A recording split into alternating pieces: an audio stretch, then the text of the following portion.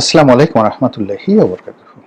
সম্মানিত দর্শক, প্রধানমন্ত্রী তারেক রহমান ক্ষমতায় আসার আগে একটি ভালো উদাহরণ তৈরি করেছেন।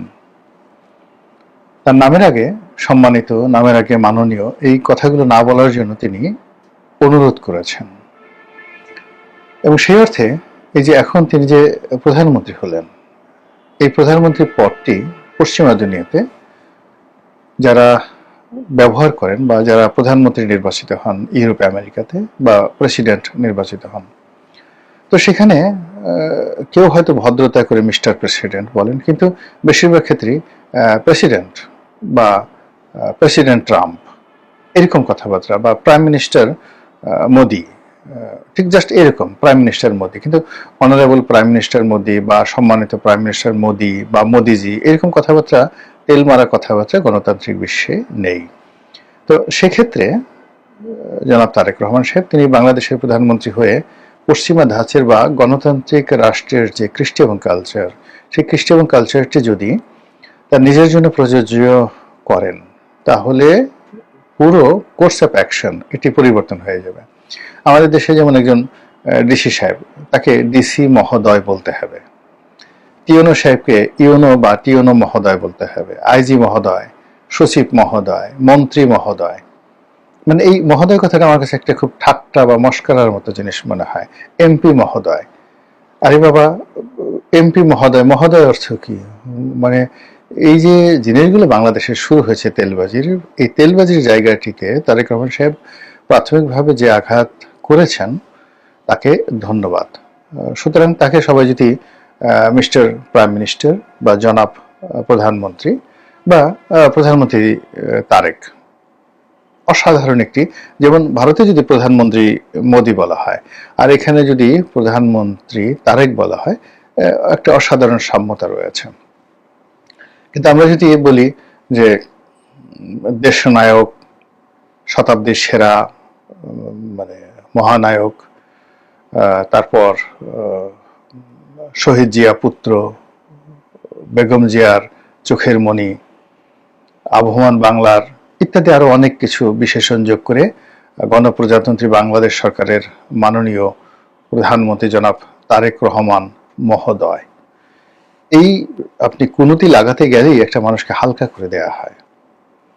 তো সেই স্বাভাবিকভাবেই আমি বলছি জনাব প্রধানমন্ত্রী মানে মিস্টার প্রাইম মিনিস্টার, এটা উদ্বোধন মানে বা সম্বোধন অনেকে করেছেন কিনা জানি না, বাট আমি প্রথম তাকে নিয়ে একটা ভিডিও করলাম।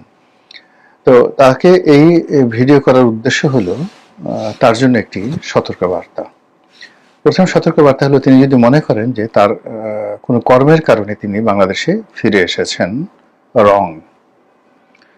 মহান আল্লাহ রাব্বুল আলামিন একটা বিশেষ কৌশলে এবং একটি বিশেষ সুযোগে তার বান্দাকে, তারেক রহমান তার বান্দাকে তিনি বাংলাদেশের মসনদে বসিয়েছেন। এই প্রথম জিনিসটি তাকে অনুধাবন করতে হবে যে আমি আল্লাহর রহমত এবং বরকতে এখানে বসেছি, যেটা ডিসেম্বর মাসের 25 তারিখে তিনি যে এলেন, 24 তারিখ পর্যন্ত তিনি ভাবতে পারেননি। আর যেদিন প্রধানমন্ত্রী হিসেবে শপথ নিলেন তার আগের দিন পর্যন্ত তার মনের মধ্যে একটা দোদুল্যমানতা ছিল। ইন জেনারেল এই পৃথিবীর দুটো ঘটনা ঘটে। একটি হলো তুমুল প্রতিযোগিতার মাধ্যমে এবং কর্মের মাধ্যমে মানুষ একটা বিষয় অর্জন করে, এবং আল্লাহ এটা পছন্দ করেন যে মানুষ শ্রম করে, মেধা করে, কৌশল খাটিয়ে, বুদ্ধি খাটিয়ে এই জমিন থেকে তার প্রাপ্য নিয়ামত সে অর্জন করুক। এটা আল্লাহর সবচেয়ে পছন্দ।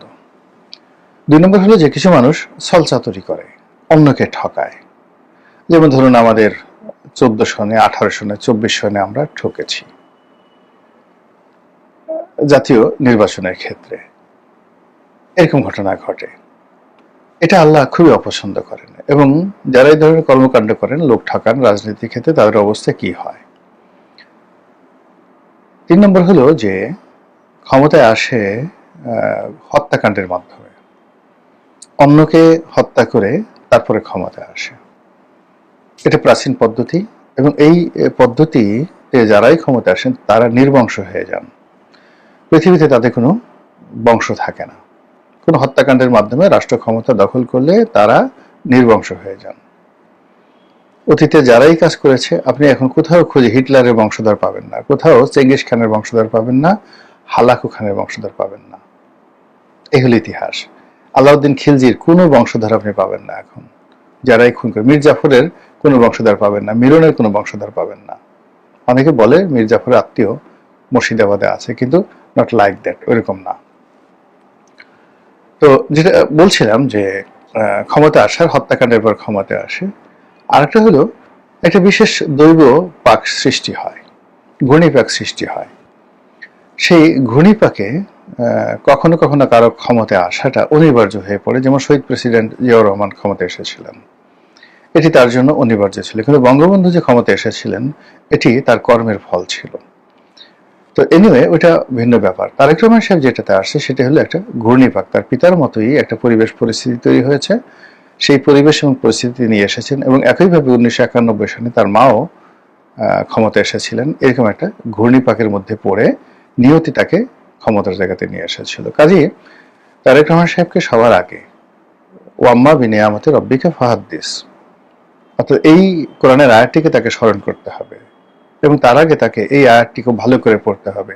আলাম ইয়াজিদ কাতিমান ফাওয়া ওয়া জাদাকা দল্লান ফাহাদা, ওয়া জাদাকা দল্লান ফাহাদা।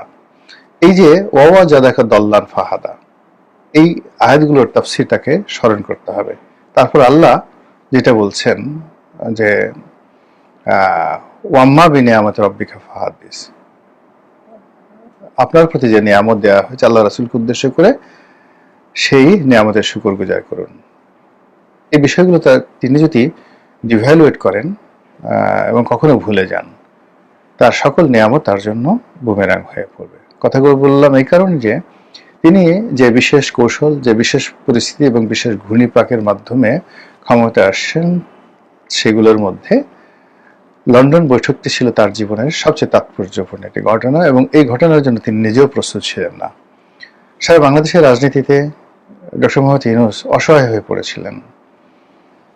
তিনি কাউকে বিশ্বাস করতে পারছিলেন না, মনের কথা কাউকে বলতে পারছিলেন না। তার হুকুম মান্য করার মতো কেউ ছিল না। যে যার মতো করে মপ করেছে, যে যার মতো করে যার যার বিভাগ অনুবিভাগ চালিয়েছে এবং যে যার মতো করে এই ভদ্রলোকের সর্বনাশ ঘটিয়েছে, অপদস্থ করেছে। তিনি যে সাধ্য তেঁতুলের বিশি ছিলেন, নট লাইক দ্যাট। কিন্তু আবার তার সঙ্গে যে সবাই ভালো আচরণ করেছে, সবাই সহযোগিতা করেছে, আর তিনি একা সবাইকে বার দিয়েছেন, নট লাইক দ্যাট। এখানে বেশিরভাগ মানুষ তার সাথে মুনাফিকি করেছে, তাকে ব্যবহার করার চেষ্টা করেছে, কথা দিয়ে কথা রাখেনি। এটা হলো বাস্তবতা। ঠিক সেই সময়টিতে তার মনে হয়েছে যে লন্ডনে গিয়ে তারেক রহমান সাহেবের সাথে বৈঠক করাটা তার জন্য ফরজে আইন। তিনি সেটি করেছেন এবং তিনি তারেক রহমান সাহেবের সঙ্গে তার যে বৈঠক হয়েছে, দীর্ঘ 2 ঘন্টার বৈঠক, এই বৈঠকে নিঃসন্দেহে অনেকগুলো সমঝোতা হয়েছে, কমিটমেন্ট। ডক্টর মোহাম্মদ ইউনূসের পক্ষ থেকে কমিটমেন্ট ছিল, তারেক রহমান সাহেবের পক্ষ থেকে কমিটমেন্ট ছিল। আদারওয়াইজ এই যে ফেব্রুয়ারি মাসে নির্বাচন, এই নির্বাচনে তারেক রহমান সাহেবের বিজয়, তার দেশে ফেরা, এটি হয়তো হতো না। তো এক্ষেত্রে রাজপুরুষ হিসেবে রাজা কখনো মিথ্যা বলেন না, রাজা কখনো অঙ্গীকার ভঙ্গ করেন না। তো তারেক রহমান সাহেবের সঙ্গে ডক্টর মোহাম্মদ ইউনূসের যে সমঝোতা হয়েছে, যে বিষয়গুলো 1 to 1, এখানে অন্য কারোর সাথে কি হয়েছে ডাজ নট ম্যাটার। তার সঙ্গে যে কথাগুলো হয়েছে, এই প্রতিটি কথা তাকে অক্ষরে অক্ষরে পালন করতে হবে। What ever maybe, I don't know, আমি কিচ্ছু জানি না, কিন্তু আমি এটা নিশ্চিত জানি, মানে আমি কিছু জানি না কি কি কথা হয়েছে, কিন্তু আমি এটা নিশ্চিত জানি এবং বলতে পারি যে তাদের মধ্যে একটা সমঝোতা হয়েছে।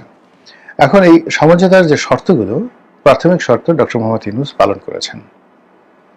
তিনি তার দায়িত্ব পালন করেছেন, কর্তব্য পালন করেছেন, ওয়াদা তিনি রক্ষা করেছেন, নির্বাচন সঠিক সময় করেছেন এবং তারেক রহমান সাহেব এখন প্রধানমন্ত্রী। এখন তারেক রহমান সাহেবের অঙ্গীকার রক্ষা করার পালা।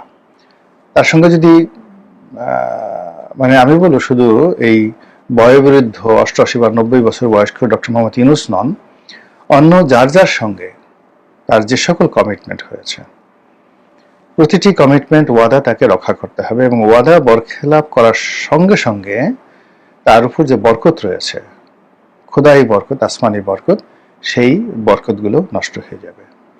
যদি আমি একটা বিষয় শুধু বলি, অন্য কি বিষয় হয়েছে আমি বলতে পারবো না, শুধু একটা বিষয় যেটা আমরা আন্দাজ করি, যদি তার সঙ্গে কোনো কমিটমেন্ট হয়ে থাকে তাকে রাষ্ট্রপতি বানাতে হবে বা তাকে রাষ্ট্রপতি বানাতে হবে বা বানানো হবে।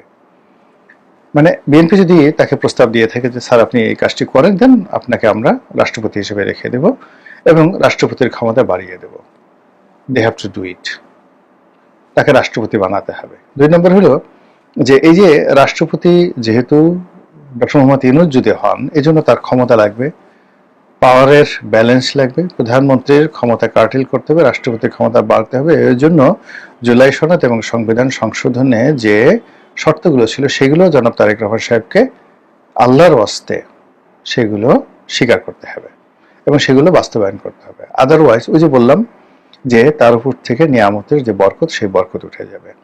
এবং এখানে তারেক রহমান সাহেবের উপর যদি বরকত উঠে যায়, এটি বিএনপির জন্য, রাজনীতির জন্য, গণতন্ত্রের জন্য, এমনকি আওয়ামী লীগের জন্য এটি যে কত বড় ভয়ঙ্কর ক্ষতিকারক বিষয় হবে এটা কল্পনাও করা যায় না। আফগানিস্তানে মার্কিন যুক্তরাষ্ট্র এবং হামিদ কারজাইয়ের মধ্যে যে সমঝোতা হয়েছিল, সেই সমঝোতাটা আমেরিকা রাখেনি। সেই আমেরিকা না রাখার কারণে কত ট্রিলিয়ন ডলার তার ক্ষতি হয়েছে এবং কি পরিমাণ তার লস হয়েছে, এটা মানে আমেরিকা এখন হাড়ে হাড়ে টের পাচ্ছে। তো যার জন্য যার সাথে যে ধরনের কমিটমেন্ট হয় রাজনীতিতে, সেই কমিটমেন্টগুলো যত ক্ষতি হোক, যা কিছু হোক, ওটার উপর তাকে স্থির থাকতে হয়। ওই কমিটমেন্ট রক্ষা করতে গিয়ে যদি তার ক্ষমতা চলে যায়, তবু তিনি শান্তিতে থাকবেন। আর কমিটমেন্ট রক্ষা না করে আপাত দৃষ্টিতে যদি তিনি ক্ষমতায় থাকেনও, কিন্তু ওটা লং রানে সেটি তার জন্য ভালো হবে না। এটা আধ্যাত্মিকতা, এটা প্রকৃতির আইন। এবং যখন এরকম পরিবেশ পরিস্থিতিতে যখন মানুষ আসে, ক্ষমতা আসে, তখন বারবার তাকে আল্লাহর দিকে নজর দিতে হয়। তাকে স্মরণ করতে হবে যে 17টি বছর এই বাংলায় তারেক রহমান সাহেবের নাম উচ্চারণ করার মতো কোনো লোক ছিল না। তিনি যে সকল মন্ত্রী নিয়েছেন, এমপি বানিয়েছেন, একজনও গত 17 মাসে রাস্তায় দাঁড়িয়ে তারেক রহমান সাহেব আমার নেতা এই কথা বলতে পারেননি। কোনো পত্রিকায় তার নামে কেউ কলাম লিখতে পেরেছে গোলাম মোল্লা রনি ছাড়া, সিঙ্গেল দেখাতে পারবেন না। তারেক রহমান সাহেবের নাম উচ্চারণ করে 2010 সন থেকে 24 সন পর্যন্ত বাংলাদেশের পত্র পত্রিকায় পজিটিভ কোনো লেখা কোনো সাংবাদিক লিখেছেন, উপসম্পাদকীয় লিখেছেন, আজকে যারা বড় বড় কথা বলছেন, একজনকে দেখাতে পারবেন না।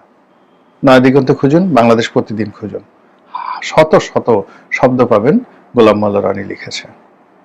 এবং এই গোলাম মোল্লা রনি লিখেছে, তখনই আমার সাথে ওনার প্রথম 2019 সনে কথা হয়। আমি বললাম যে এই যে আপনার দলে এসে নির্বাচন করেছি, this is the first and last deal, আপনার দলের কোনো পদ পদবি চাই না এবং আগামীতে আর ইলেকশন করব না। 2019 সনে তাকে এই কথা বলে দিয়েছি।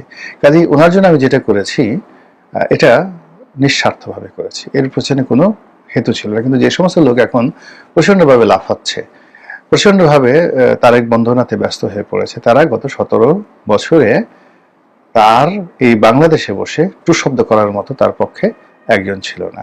কাজেই তিনি এই স্তুতি বাক্যে কোনো অবস্থাতেই মোহগ্রস্ত হবেন না, নরম হবেন না। তার প্রয়োজনে তিনি মন্ত্রী নিয়োগ দিয়েছেন, আবার তার কথা না শুনে তিনি তাদেরকে বাদ দিয়ে দিবেন, এটার মধ্যেই তার দৃঢ়তা। এখানে এখন তিনি ক্ষমতা আছেন, ম্যানি অনেকগুলো লোক আপনি পাবেন, বড় রায় বাহাদুর, খান বাহাদুর, এক একজনে মনে হয় যেন জুলিয়াস সিজার, কিন্তু এরা সবাই শেখ হাসিনার জামানাতে কিভাবে গর্তে লুকিয়েছিল সেই কথাটাও তাকে সঙ্গে সঙ্গে স্মরণ করতে হবে। এবং শেখ হাসিনার একটা ভালো গুণাবলী ছিল, তিনি মাঝে মধ্যেই প্রায় বড় বড় মন্ত্রীদেরকে আমি নিজে দেখেছি, তিনি বলতেন, এই বড় বড় কথা বলতেছো, 11 সময় কি করেছো? আরো যারা সিনিয়র, 75-এর 16ই আগস্ট, 15ই আগস্ট তুমি কি করেছো, আপনি কি করেছেন? এখন গাল ঝুলে ঝুলে বড় বড় কথা বলেন, জয় বাংলা, জয় বঙ্গবন্ধু, বঙ্গবন্ধুর দিন ইত্যাদি ইত্যাদি। 15ই আগস্ট কোথায় ছিলেন? 21শে আগস্টে কোথায় ছিলেন? 11 সময় কোথায় ছিলেন? আমি যখন জেলে ছিলাম তখন কোথায় ছিলেন? দেখতাম মাথাটা আস্তে করে নোয়ায় রেখেছে। একই অবস্থায় যে এখন অনেক দেখবেন যে বড় বড় কথা বলে, উনি যদি দেখে বলেন যে এত বড় বড় কথা, আমার মা যখন বালির ট্রাকের সামনে একা দাঁড়িয়ে কান্না করেছিলেন, আমার মাকে যখন ঘর থেকে বের করে দেওয়া হয়েছিল, উনি যখন চিৎকার করতে করতে বিএনপির অফিসে এসে সাংবাদিকদের সঙ্গে কান্নাকাটি করে কথা বলেছিলেন। আমার মা যখন বন্দী ছিলেন দীর্ঘদিন বিদ্যুৎ ছাড়া, পানি ছাড়া, কে পানি দিয়েছিল? ওই যে তার বাসার প্রতিবেশী যারা পানি দিত, বিদ্যুৎ দিত, তারেক রহমান সাহেব উচিত তাদেরকে খোঁজ নেওয়া, তাদের বাসায় উপহার পাঠানো, যে তার মাকে ওই আওয়ামী লীগ যখন বিদ্যুৎ কানেকশন বন্ধ করে দিয়েছিল, পানি বন্ধ করে দিয়েছিল, তখন পাশের বাড়ি থেকে যারা পানি দিয়েছিল, বিদ্যুৎ লাইন দিয়েছিল, তাদের প্রতি কৃতজ্ঞতা প্রকাশ করা। আর যারা এই সময়টাতে এসে লম্ফজম্প করছেন, বড় বড় কথা বলছেন, তাদেরকে বলা উচিত তোমরা ওই সময়টাতে কোথায় ছিলে, হোয়াট ইজ ইউর কন্ট্রিবিউশন। তো সেই ক্ষেত্রে তার এই যে নিয়ামত, এই নিয়ামতটা স্মরণ করে তিনি তার কমিটমেন্টগুলো যদি রক্ষা করেন, তার কাজে বরকত হবে বলে আমি মনে করি। মহান আল্লাহ আমাদের সবাইকে